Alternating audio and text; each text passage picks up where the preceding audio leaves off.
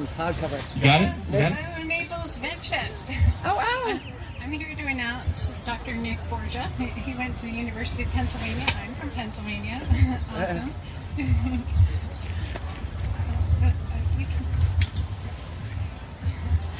He studied cancer genetics, but I'm sure he's going to tell you how you can avoid cancer by changing your diet, hopefully.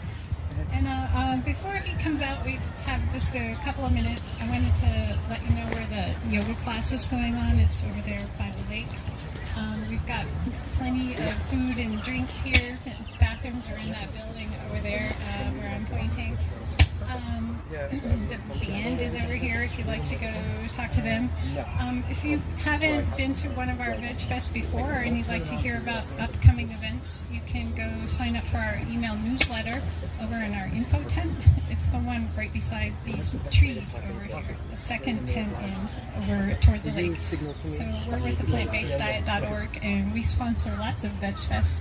Actually, Dr. Nick Borja is going to be at our Miami Veg Fest coming up. So, yeah, if you'd like to hear about that. Yeah, Miami. That's February 22nd, Saturday.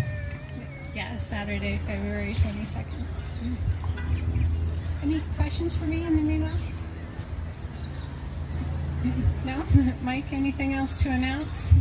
For announcements, just eat all you can until 4 p.m. We have plenty of food.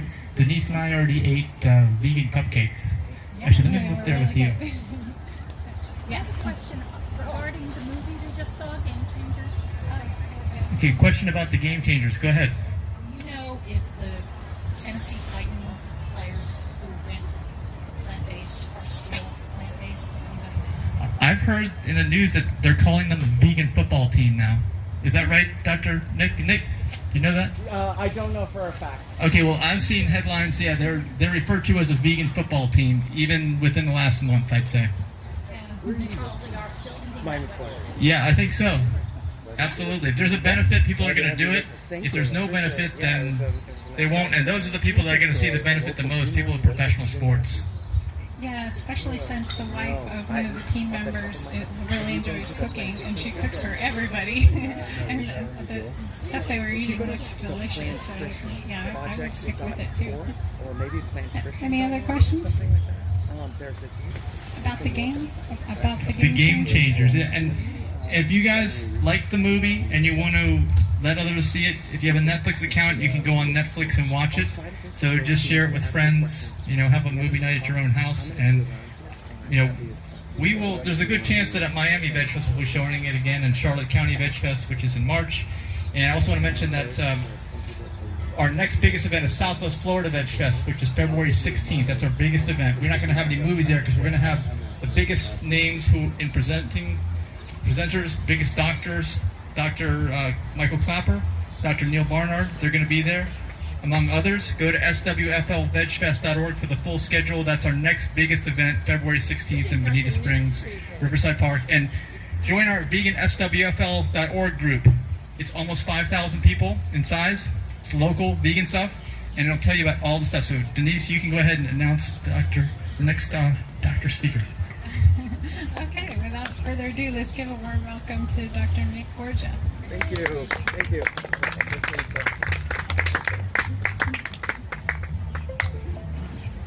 Okay. Carter. Doctor, do you want to borrow hats? Where's the You can restrooms roll at? them Oh, restroom. That might be good. No, I'm going to suffer a little bit. Maybe halfway through, I'll have to capitulate and accept your offer. Can you guys hear me okay? Is everyone okay? Good. I'll do my best. I don't have a lot of microphone speaking experience, so if it starts drifting, just don't hesitate to let me know.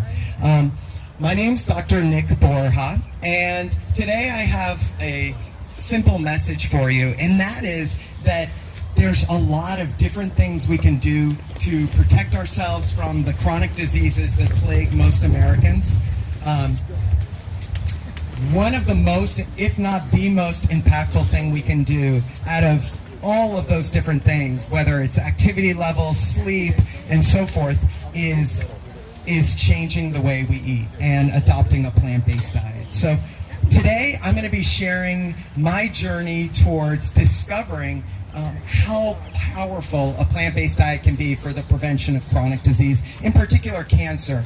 And I'll share with you why. Oh no. I think we might need to get my computer a little. You want my remote? Quick. I can put my remote. Let me. If it's not working, We'll try one more time and then we'll switch to your remote. Okay, so just to give you a sense of my background, I graduated from the University of Pennsylvania Medical School, and then I went on to do 3 years of general surgery residency at UT Southwestern in Dallas, Texas. And after that, I went into the lab and I did molecular biology research in cancer genetics. And my thought was I was going to specialize in surgical oncology. Yeah, we're going to have to switch to your, sorry. I'm sorry about the technical difficulties.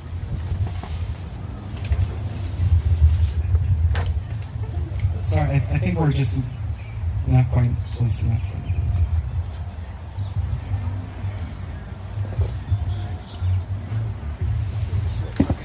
let me switch back to where we were. Actually, your computer did something. Can you just flip it up? That'd be ready to go. I plugged in a USB, that's why.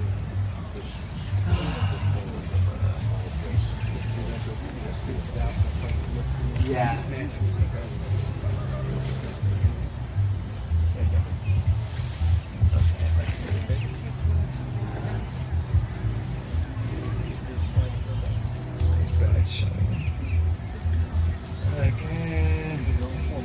Okay.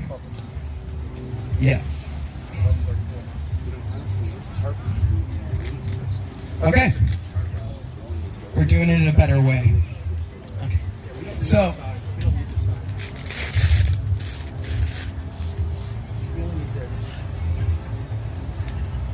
Yeah, I think it's just like I need to be closer to the computers. Okay, so here are a couple of publications from the time I was doing cancer research. And it was a really exciting time for me because I felt like, man, finally I'm going to make a difference in the fight against cancer. And unfortunately, over time, I started to see some of the limitations in the science I was involved in. And that's because, as you probably know, chronic diseases, in particular cancer, is this massive knot. And most research labs are set up to focus on pulling at a particular strand. And unfortunately, what that means is they don't really account for all the other interconnected tangles that are involved. And this is just a simple drawing that illustrates how cancer is able to change its gene expression very easily in order to use whatever substrate is available so that it can continue growing and dividing. And so the point I'm trying to make here is we need as comprehensive an approach as possible. And as I was discovering that, I was simultaneously seeing some of the boundaries in the possibilities of Western medicine. We, at the time, thought that the next big breakthrough in cancer treatment was going to come through personalized medicine or precision medicine. That's where we use drugs that target the specific mutations of a person's tumor. And unfortunately, randomized controlled trials have since shown that only about a third of patients who receive those targeted therapies actually experience survival benefits. And what's worse, most patients who receive it, who are candidates for the targeted therapies, don't actually even receive them because the mutations that they have don't respond to the drugs as predicted. So only about 7% of patients, it turns out, actually respond to precision medicine approaches. And so for me in my lab, that was incredibly disappointing. We were coming up against dead ends, and so were most research labs that were focused on this approach. And by that time, I'd already taken care of hundreds of patients with cancer. So I felt like I was personally letting them down. And of course, it was very discouraging But at that time, fortunately, I found this paper by Dr. Walter Willett. He's the chair of public health at Harvard Medical School. And he used mathematical models to show really elegantly that 32% of cancer deaths in the United States could be prevented just through changing the way Americans eat. And when I read that, I was floored because in all of my medical school textbooks, all of the training, all of the cutting-edge cancer conferences I was attending, no one had ever talked about any potential for preventing disease through the way we eat. So when I read that, I honestly didn't quite believe it, but I was curious enough to keep looking. And so next I found the story of blue zones. And many of you may be familiar with these communities spread across the world. And what makes these communities so interesting is that they have exceptionally long lifespans and very low incidences of cancer and other chronic diseases. And the reason they're so worth studying is because they don't have any connection genetically to one another. So there's something about their environment that they have in common, and one of those variables is a traditional diet made up of plant-based, unprocessed foods. So that was another clue that maybe that paper I had read might have some validity to it. And then I started looking at population risks, cancer risks over time. And several different researchers had documented that when a population's lifestyle changes dramatically, their cancer risk also changes dramatically. So for here, we see Southeast Asian women, when they move to the United States, in that same generation, their breast cancer risk goes up 6 times. That's 600% increased risk of breast cancer. And similarly, when you compare genetically similar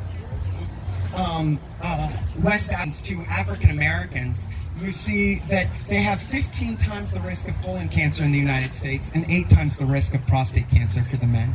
So when people try to argue that everything is genetic, these studies belie that notion, and they really encourage me to keep digging further.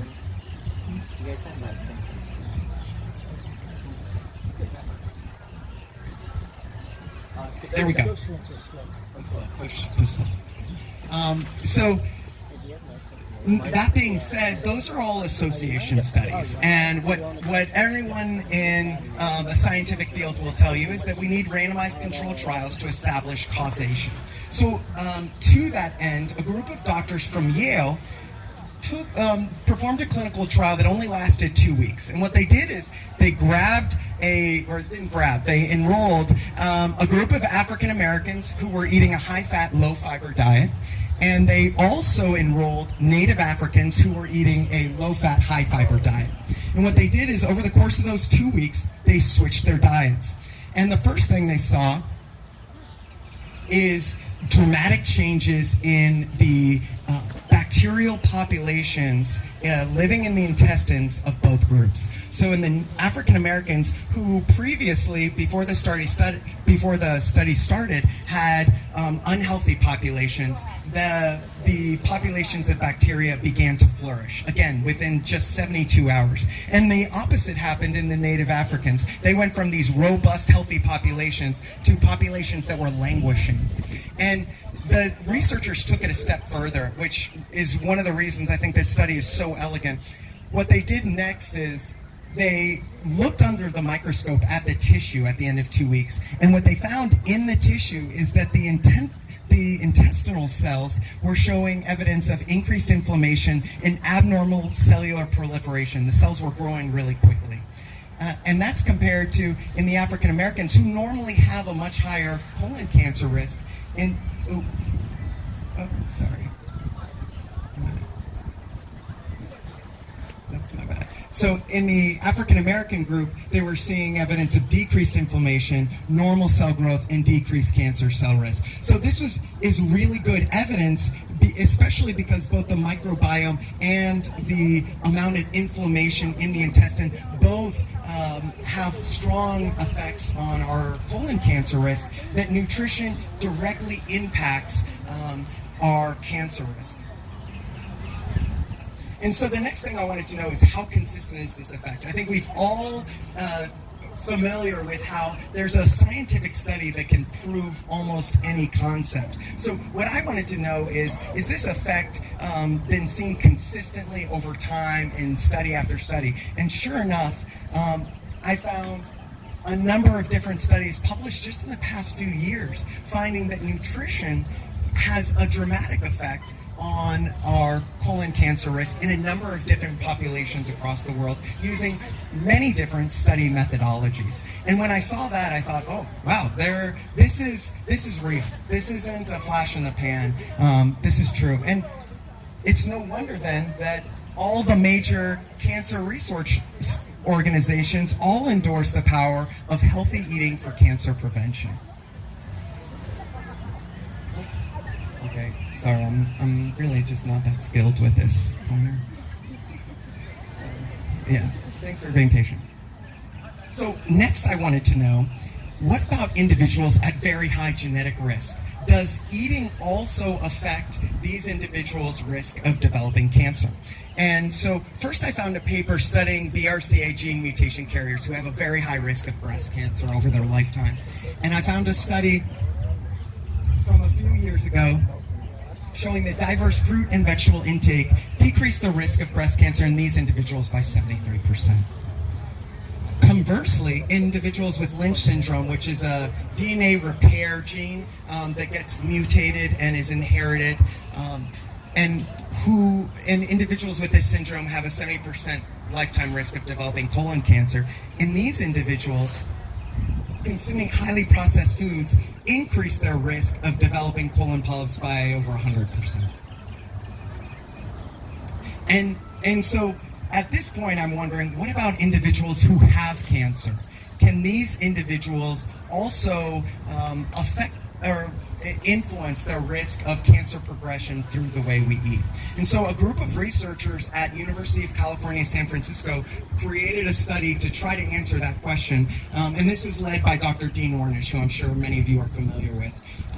And so what he did is he took individuals with early stage prostate cancer who wanted to take a watch and wait approach. And what he did is he randomized them to two different groups. In the control group, they were asked to adopt normal run-of-the-mill nutritional recommendations. They were given what you would normally get going to a standard nutritionist, and they were also asked to be more physically active. And in the plant-based lifestyle group, they were asked to adopt a 100% whole food plant-based diet. And after just 1 year, the control group saw progression of their disease. PSA is prostate-specific antigen. It's a marker of prostate cancer progression. And so theirs increased, as you would expect. And in the plant-based lifestyle group, the PSA went down by 4%. And the results at 2 years is even more remarkable. The plant-based lifestyle group had 600% lower risk of needing a medical intervention like surgery, radiation, or medical castration compared to the control group. And what's awesome about this study, is there a way to? Okay, well, I'm gonna try to point here. What's great about this study is that they took tissue samples before the study started of the prostate and 3 months into the study.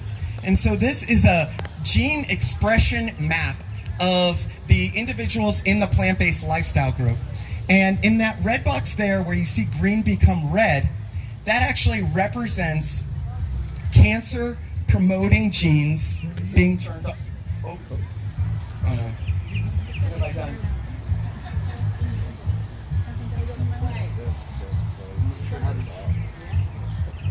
Yeah, there's some play up there. You can go all the way back. You don't have to be close. Oh, okay. So where you see green become red, that represents cancer.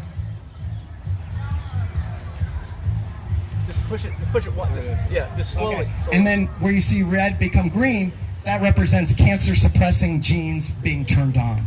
So the way we eat can directly impact, this is a randomized control trial, can directly affect the expression of genes even in cancer tissue.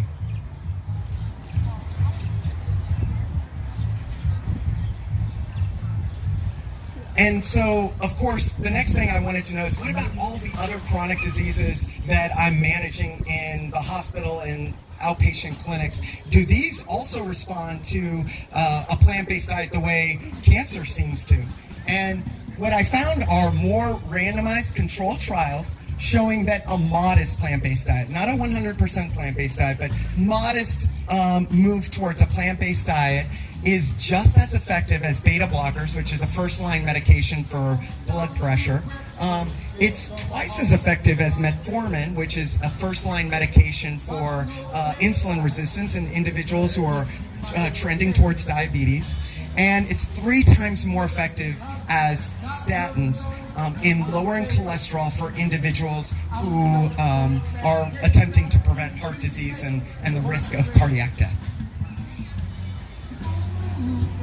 And even more remarkable, a group of researchers at Rush University in Chicago have found that mostly plant-based diet, it's called the MIND diet, it's mostly plant-based, can reduce the risk of Alzheimer's disease by 53%.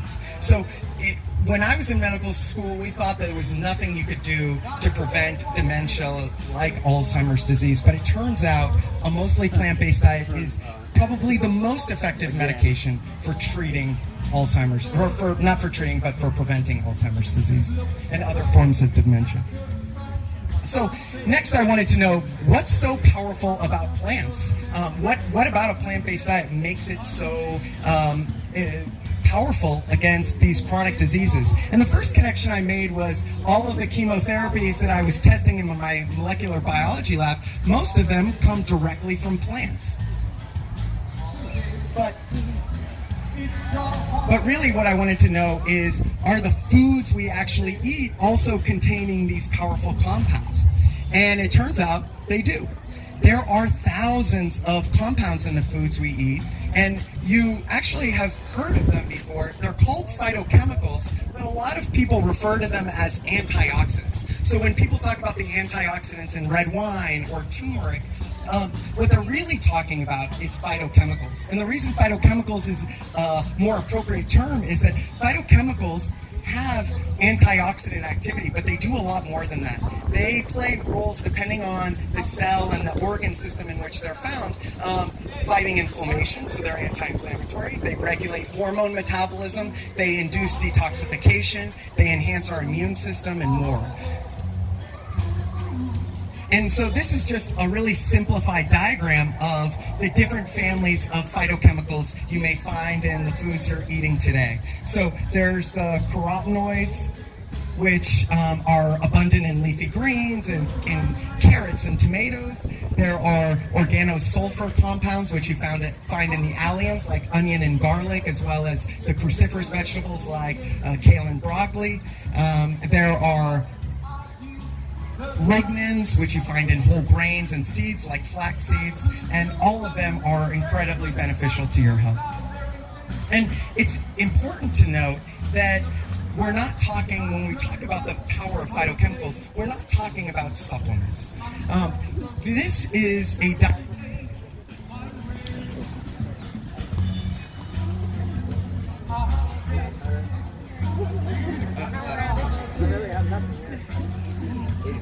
finally not my fault. I'm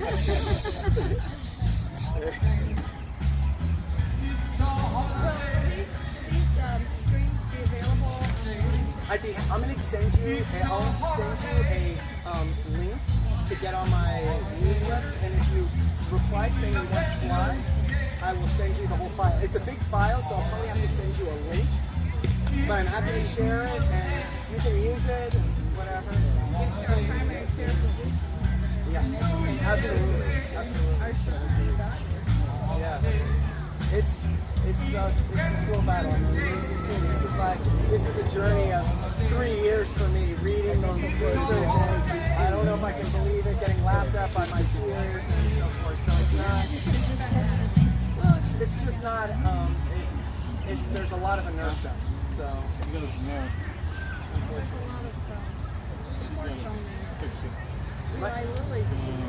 Yeah. All you need to do is get it. At the end, I'm going to give you my work, phone number, and you'll be able to send me your email, and I'll sign you up. I write a newsletter every week talking about the latest research in lifestyle wellness. So this week I wrote about how sleep impacts our risk of dementia and how good sleep. There's a new really interesting paper about how we clear a lot of the tau proteins that are implicated in Alzheimer's disease through deep sleep. So, you know, I just write a few paragraphs. It's nothing dense, but it's a nice reminder that gets you back on the bandwagon on Sunday. So, no, I don't have any flyers. I try to avoid too much printed materials. Okay, no video? So no slides at all? Not right now. Yeah. Okay. So the slide I was showing you earlier is. So what I was showing you earlier is a figure taken from a meta-analysis. In meta-analyses, what they do is they combine multiple different studies together, and that study shows that out of 70 different prevention trials looking at the benefits of supplements for long-term cancer prevention, none of them showed any actual preventative benefit over the long term. And that's why the U.S. Preventative Services Task Force and the Institute of Medicine both separately advise against taking supplements in order to get your nutrients. And instead, they recommend getting your nutrition through whole foods. And the reason whole foods is so preferable to getting nutrients in isolated, concentrated doses is that foods contain a wide breadth of nutrients that complement one another and actually magnify one another's effect. And what we're starting to find, and this is an area where science is still catching up to the complexity of nature, but what we're starting to find is there's actual synergies between the nutrients that are found in different foods. And so there seems to be rationales that nature has for providing the nutrients in the bundles that it provides it in. And in the next slide I was going to show you, there is, I have an image of the Florida orange, and something as kind of, I don't know, ho-hum as the Florida orange has not just vitamins and minerals like vitamin C and potassium and folate, but it also has 3 or 4 different kinds of fibers, cellulose, hemicellulose, pectins, that are all beneficial. We talked about how the populations of bacteria in our gut, they have a broad influence over our health, not just our digestion and metabolism, but also through influencing the populations of bacteria living in our gut. And then last, a Florida orange has 3 different classes of phytochemicals. So we saw on that map of the different families of phytochemicals, there's the flavonoids, which are really important for inducing detoxification. With all the plastic we're consuming and all that stuff, some of it, you know, all the heavy metals in our water, not to spook anyone, but we're all you know, for better word or for worse, being exposed to toxins that our body has to clear. And so phytochemicals help us, so the flavonoids help us do that. Then there's other phytochemicals that help with DNA damage repair. Those are principally carotenoids. And then there's others that help regulate hormone balance. So that's one of the reasons why eating whole plant-based foods is so powerful. And if I'm remembering correctly, my next slide is an image of me. And my next step in this journey was trying to figure out what is so damaging about meat.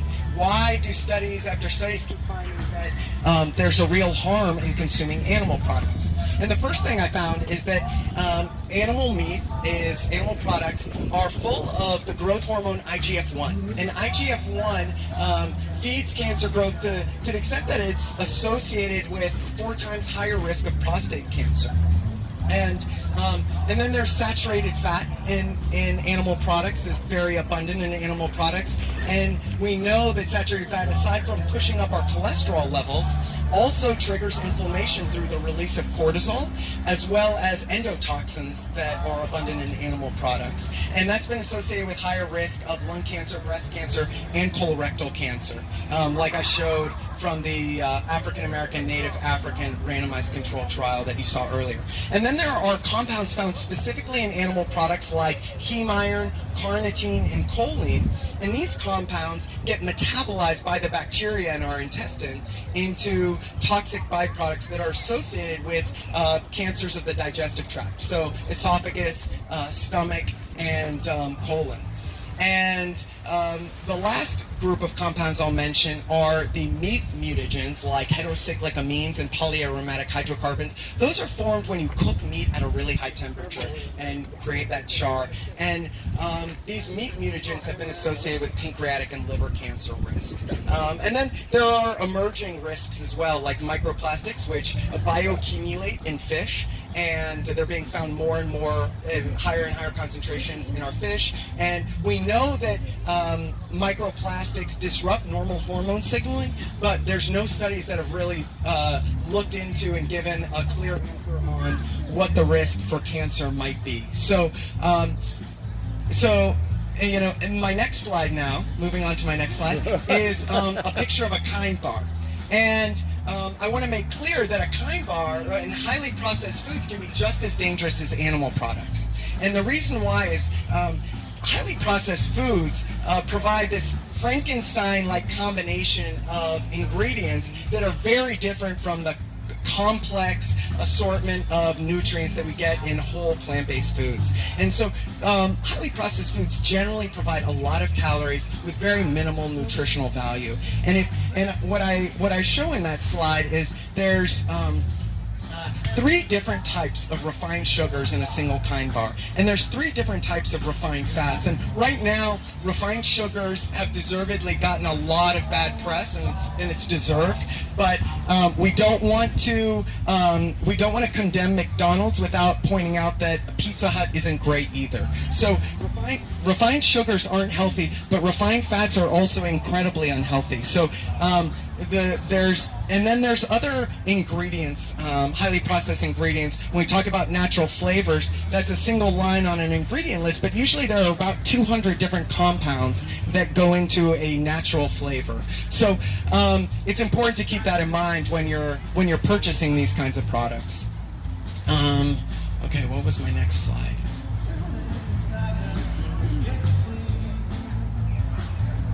Oh yes, so I show next a study out of Harvard from last year that shows that as you consume every additional serving of animal products or highly processed, yeah, there we go, Mike. Oh.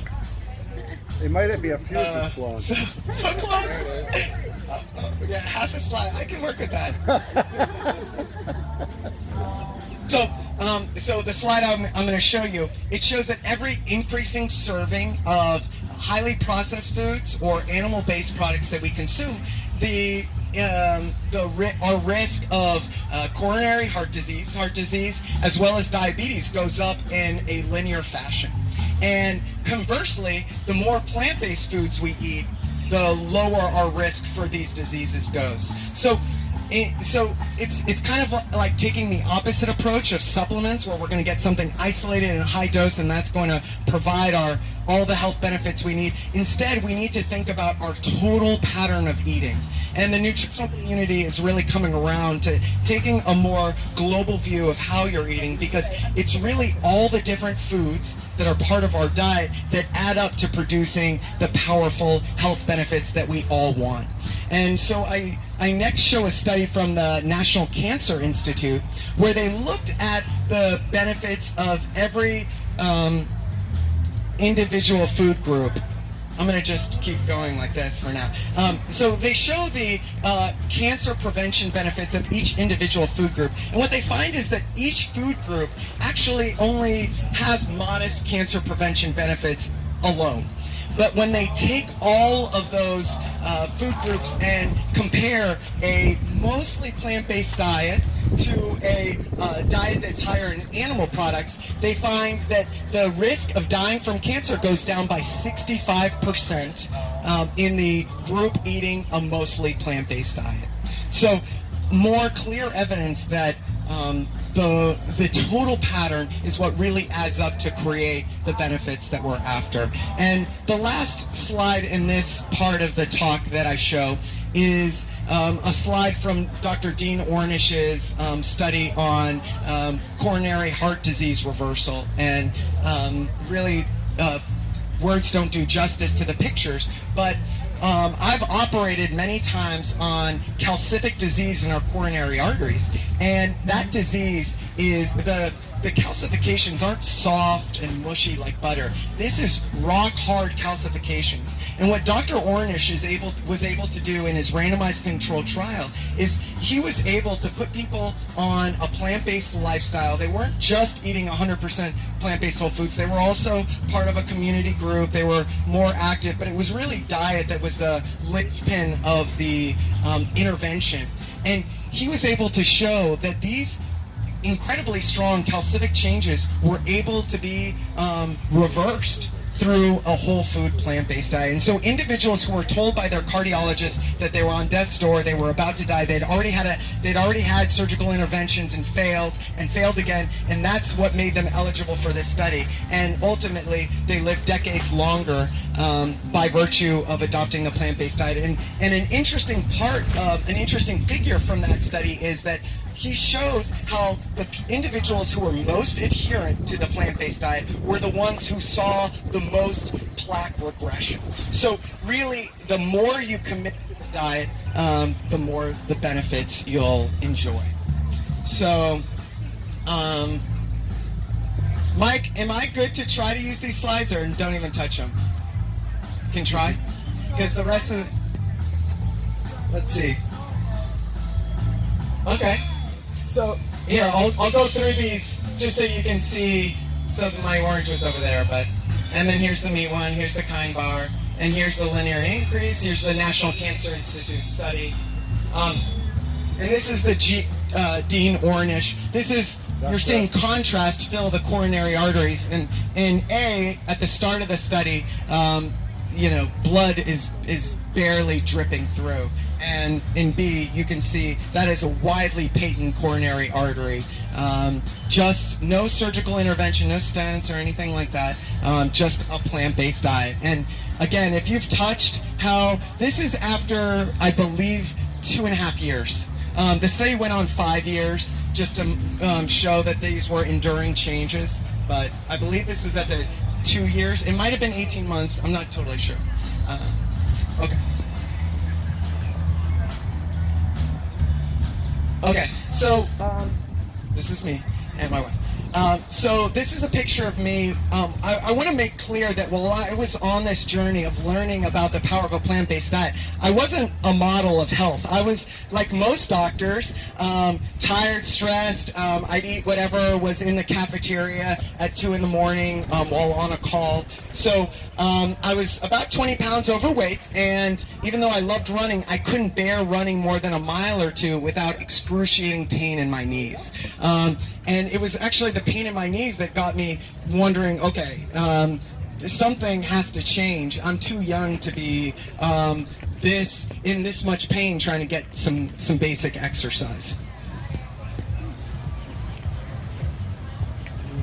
And so I found, I started finding studies like this one showing that excess body weight is associated with an increased cancer risk, and even more strongly associated with increased risk of heart disease and stroke. And so I wanted to know, can a plant-based diet, it obviously can protect my health in the long term, but can it help me lose weight too? That was the big question I had personally if I was going to be embarking on the diet. And sure enough, what I found is that there are a number of clinical trials showing that individuals who adopt a plant-based diet are able to lose weight without restricting their calories at all, and they're not asked to exercise, And not only do they lose weight during the studies, but they continue losing weight after the studies are completed. And so what I'm showing you here is enduring weight loss after the completion of studies. And meanwhile, we've done 1 million calorie restriction trials in medicine, and what we always find is that, or almost invariably find, is that individuals who lose weight during the study, around 6 months to a year, start regaining the weight. And around 2 years, at about the 2-year mark, they've regained almost all the weight, sometimes even regained more weight. So this is what convinced me, wow, this could be really helpful for achieving my short-term goals too. If you don't mind, I'll just, if you don't mind. I'm gonna just do it. Okay, so this is when I made the leap. This is basically what I followed. This is the power plate by Dr. Neil Barnard at the Physicians Committee for Responsible Medicine. You all know him; he's a superstar. And then, when people ask, well, you're plant-based, what do you eat? Delicious food. Oatmeal with fruit for breakfast. I love green smoothies, so I would drink that for a snack. Healthy bowls full of whole grains and legumes with vegetables for lunch, and a number of different entrees. I really like portobello mushroom burgers, so I included a picture of those. And what I loved about the diet is that I found that I didn't need to count any calories and I was still losing weight. So it was actually surprisingly simple to follow. And it turns out that's because we have stretch receptors in our stomach, or we thought it was stomach. It turns out there's recent research showing that it's mostly in our small intestine. But these stretch receptors send fullness signals to our brain. And so plant-based foods are, generally speaking, very voluminous on a per calorie basis. So you can eat until you're satisfied and still be well under your calorie limit. And you can compare that to meat, cheese, and fats and oils, where it's very easy to overconsume. Okay, awesome. Excellent. Oh yeah, this is better. And so this slide shows research from a few years ago how as you get closer and closer to 100% plant-based diet, it becomes easier and easier to lose weight and to keep it off over time. Next slide. And I understand why eating plant-based can feel challenging. I think it's because, in part at least, we live in a very unhealthy food environment. We're surrounded by chips and pizza and ice cream and brownies. And I don't think it's dissimilar from the 1830s when Americans drank 4 times as much alcohol as they do today. They drink it for breakfast and lunch. And then in the 1960s, I know you guys are too young to remember this, but, people smoked a ton. You couldn't go to work, you couldn't go to a restaurant, you couldn't get on an airplane without being surrounded by tobacco smoke. And I think healthy eating right now is our challenge. So I wanted to share this with you. About 1.5 years after going plant-based, I ran my first ultra marathon in North Carolina. And this was a really big moment for me because, all of the science that I had discovered aside, my big discovery was how important health is as the foundation for living your best life. And so this moment for me was really when I fully discovered that I really believe that health has to come first for all of us, and really set this career journey for me in motion. And so I hope it gets you dreaming a little bit bigger about what's possible for you all. And yeah, let's go next slide. Now, just to conclude, some of you may be thinking about making a dramatic leap today, and if you are, I think that's wonderful. I actually became plant-based, or made the full commitment, went from vegetarian to 100% plant-based after coming to a festival like this one. So if any of you follow that trajectory, awesome, and let me know how I can support you. But for some of you, next slide, you may want to take tiny steps instead. It's also okay to make incremental progress as long as you're committed to a process of continuing to move forward. Because really it's sustainability that's really important. Next slide, please. this is a slide that I borrowed from James Clear, who wrote Atomic Habits, and he shows how a 1% improvement every day, at the end of a year, you have 3,700% improvement. And that's because health or any activity that you're trying to improve in, it compounds over time. So again, if you're making sustainable changes, even if they're small, be consistent, and you are going to reap tremendous rewards. And in the case of health, you'll achieve exceptional health. So next slide. That concludes my talk. I thank you everyone for being so patient through all these technical glitches, largely my own.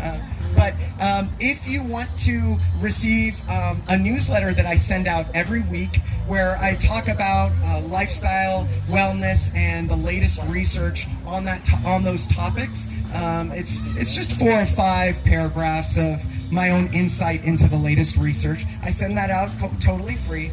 If you're someone who wants a little bit more guidance and maybe some ideas, I would be happy to talk to you one-on-one. Find me today or reach out to me. If you send me a text, on the first email I send, I'll include a link. And I'm also selling a greens smoothie powder that I created. I have a little tent over there, so I know some of you have already passed by and tried it. So if you're busy and you need an easy way of getting more greens into your day, happy to help with that too. So if I can help you, please let me know. I'd love to talk to any of you one-on-one at some point in the festival, and thank you for having me. Good luck, everyone. Hey, everyone. We actually have time for Q&A. Anyone would like to ask anything? Yeah, sure, go ahead. I'm vegan. I'm vegan, and it makes sense to me that we're supposed to live on plant food. So I wanted to get your perspective as a professional on the omega issue. Right. Because it's my understanding, and I may not know what I'm talking about, is that there's certain omegas that come from plant foods. So if you're committed to plant foods and you have a high amount of omegas relative to that, do you need offsetting omegas? And then where do you get them? Okay, this gentleman, what's your name? Michael. Michael. Okay, so Michael asked a great question about omegas, and I could give a whole talk on omega-3s. They're very interesting. So this is a type of polyunsaturated fat. So Michael Pollan, who many of us have probably read, he's like the gateway drug into this. He wrote a lot about omega-3 to omega-6 ratios. So there are some people who are concerned about, because vegetable oils tend to be very high in omega-6s, there was a concern that omega-6s might be unhealthy and we might need to offset that. There's also separately concerns about long-chain omega-3 fatty acids, so that's DHA and EPA, as opposed to, and those are really only obtained in fish. And you can get them a little bit in meat if they're fed a certain, like cow and beef, if they're fed a certain way, but in general, you're getting it from fish. And so there are some who believe that EPA and DHA is a necessary nutrient for optimal health. The story on that has been quite touching, or back and forth. The most recent large study done as part of there's this group called VITAL, where they did this huge multi-center randomized control trial looking at vitamin D and long-chain omega-3 fatty acids, and they published their results last year in the New England Journal of Medicine, which is the best medical journal that exists. And they found that there was no cancer or cardiovascular benefit to supplementing either of these nutrients for the general public. Now, that being said, there are some practitioners, and this is only educational purposes only. I'm not, no client and no patient doctor relationship is formed here, but that's a disclaimer that I have to make. But there are some who argue that for the ultimate plant-based diet, you follow a plant-based diet and you supplement with omega-3, long-chain omega acid, long-chain omega-3 fatty acids. And for people who are really concerned about possibly missing out on those nutrients, I think that's a perfectly great way to do it. I think for people who are less interested in taking an extra pill, there is no study that's been done showing that there are adverse outcomes for plant-based eaters in foregoing omega-3s. I personally do not supplement with omega-3s. I get all my vitamin D from talking outside like this. So I only take B12. But that may not be, but everyone has to make their own individual decision. And, you know, I think that that's a little bit potato. In general, people take omega-3s for cardiovascular risk reduction. That's where it's indicated in medicine. If you eat a 100% plant-based diet, it's very hard to develop cardiovascular disease, at least compared to the general public. So I think that you're much better off going in that direction, and, you know, maybe talking to your doctor about whether it's necessary. Sorry, that was such a long one. I have a quick announcement. Shelly, if you are here, Shelly Stauber, please go to the main stage. Shelly Stauber, please. I have a question. Yeah, go ahead. I have a question. Hello? I have Yes. a question. I'm from the north, so our doctor told us that it was critical that we take 1,000 milligrams a day of vitamin D. Yes. So, can I have your input on that? Yeah, I think that's, if you live in the north, Yes. especially during winter months, I think that it's responsible. Me personally, I would get a vitamin D level. Vitamin D is fat soluble, so it's stored in our body over long periods of time. So it is possible you may be someone who retains high vitamin D levels through the winter. If you're not, if you have a low vitamin D level, in that case, I think that would be the indication that you may need to supplement. So, you know, lower than 20, people's cutoffs are different. Somewhere between 20 and 30 nanograms per milliliter would be the cutoff I would use for needing to supplement. But physicians can vary on that question. So. Okay, we have to get going now. We're actually a little bit late getting to the next presenter. So thank you, Dr. Nick. Thank you, I appreciate it.